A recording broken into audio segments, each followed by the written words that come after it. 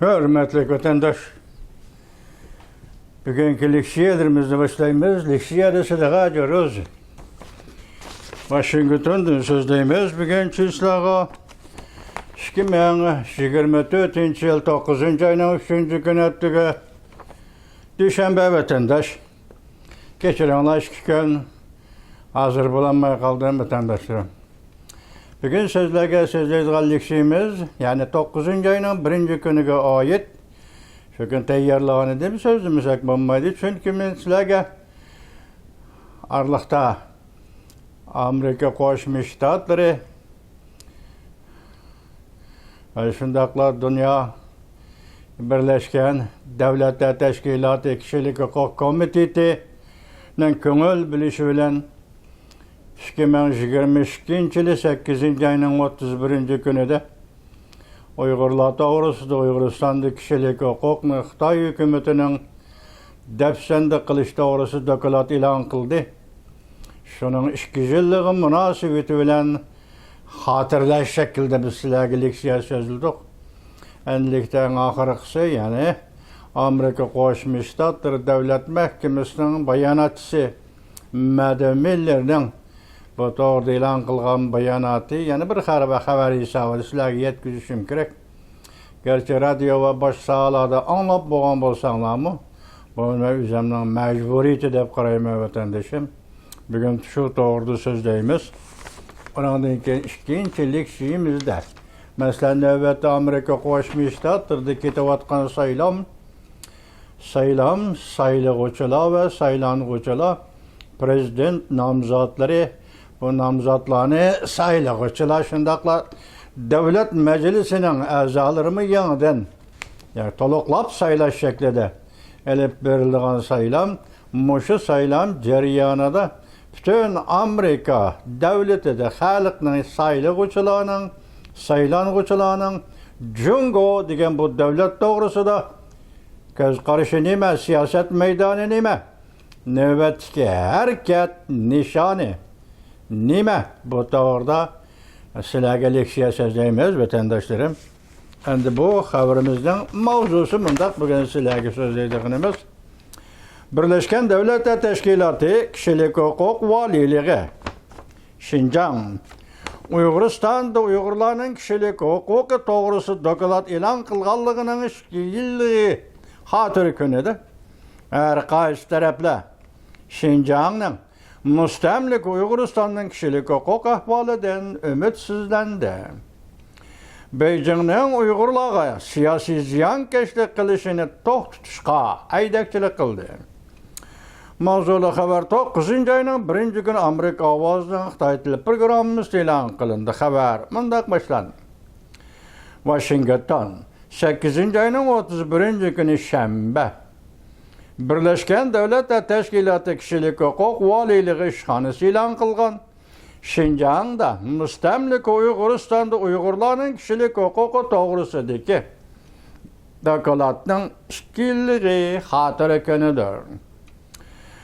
Amerika Qo'shma Shtatlari Kişilik Hukuk Teşkilatları ve Birleşken Devletler Teşkilatı tarihi namayende karakterlik bu dokulat ilan kılınganlığının 2 yıllık hatır günüde Beijing hükümetinin kişilik hukuku xilaplık kılışın tok tutuşu ve insaniyetke karşı cinayet sadır kılışını tok tutuşu, xilaplık kılışın tok tutuşu ve insaniyet karşı cinayet sadır kılışı tok tutuşu haydakçılık kıldı.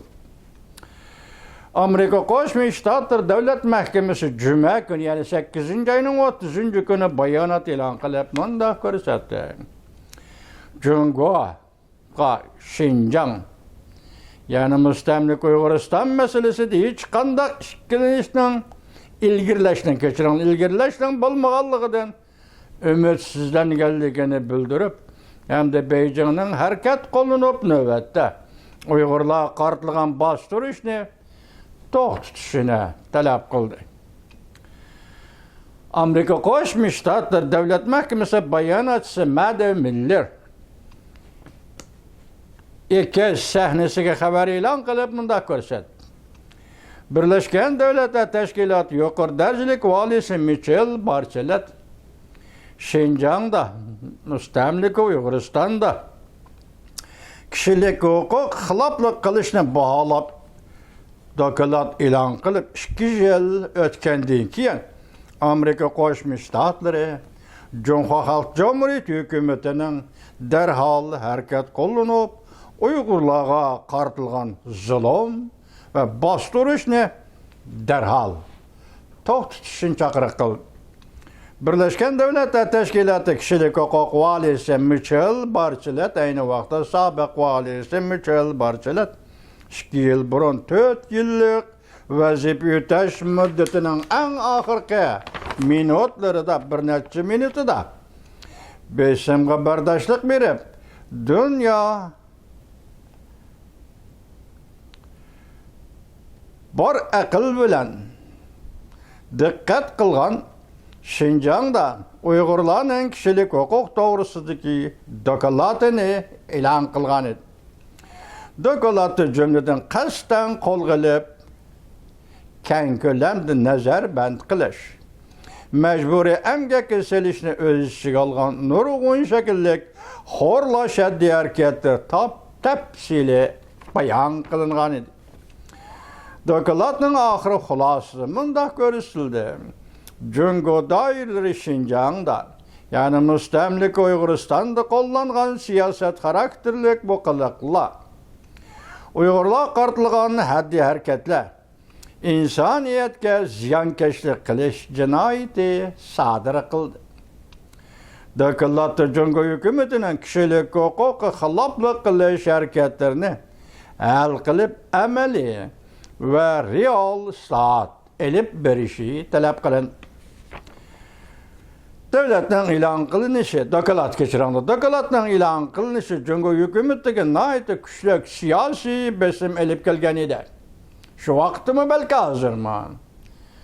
Birlashgan Davlatlar Tashkiloti Kishilik huquq komitetining bu dokladni e'lon qilishi 2022-yil 8-oyning 31-kuni Jungo hukumati g'oyat zo'r besim elib keldi hamda yaqin dunyoda bir az ümit paydo qildi. Yoki xalqaro jamiyatda shunga bilan munosabatlik bir az ümit paydo qildi.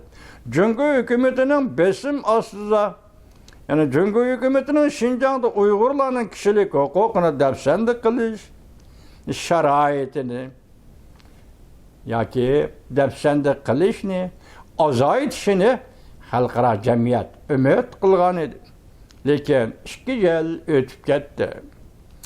Birleşken Devletler Teşkilatı şunu bayqab yetdiki, Şinjan'da müstemlik Uyguristan'da kişilik huquq xiloflik qilish qilcha o'zgarmasdan aksicha balki texmo ig'irlish qarab izlandi. Kishilik huquqni kuzatuvchi xalqaro kishilik huquq tashkiloti boshlig'i Kenneth Ross eğer bir cümle söz kılıp kişilik hukuk valisi ve Volker Türk Jungo'nun umumiy işinden korkudu dedi. Kişilik hukuk teşkilatı, kişilik hukuk komiteti ve onun başlığı Volker Türk nöbeti Jungo'nun umumiy işinden yakı Jungo'nun bu meselede kapak duruşundan korkudu.